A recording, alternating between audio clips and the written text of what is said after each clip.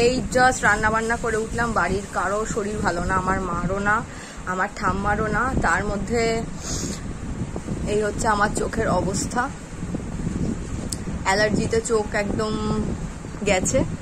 যাই হোক, তো আজকে মার আর ঠাম্মার জন্য স্পেশাল আমি কচু বাটা করেছি। ঠাম্মার শরীরও ভালো না, কিচ্ছু খেতে পারছে না, আর মাও দুদিন ধরে কিছু খাচ্ছে না।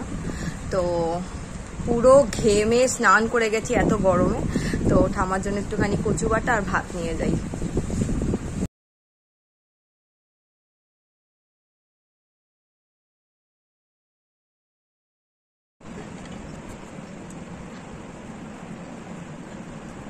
ব্যাস, আর খেও না, আর খেও না, আর খেও না,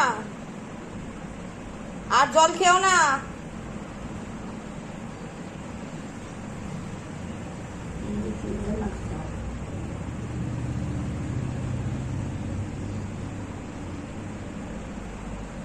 তোমাকে বললাম না আমি তোমার জন্য কচু বাটা করছি, কচু বাটা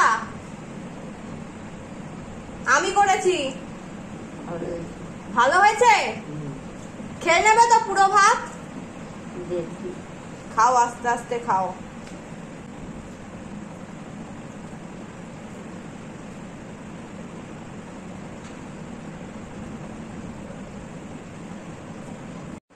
এবার বলো, এই ব্যাক ক্যামেরায় প্রশংসা করলে চলবে? এখন বলো কেমন খাইলা?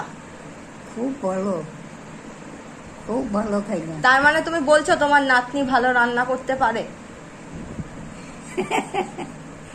সবই পারে ও। তাড়াতাড়ি সুস্থ হও, বুঝেছো? হ্যাঁ, তাড়াতাড়ি সুস্থ হও। দেখো আমার চোখও ফুলে গেছে গরমে। ভালো খাইছো? হ্যাঁ। আচ্ছা, এবার ঘুমাও, আমি স্নান টান করি এবার, ঠিক আছে? আচ্ছা, ঘুমাও লক্ষ্মী মেয়ে।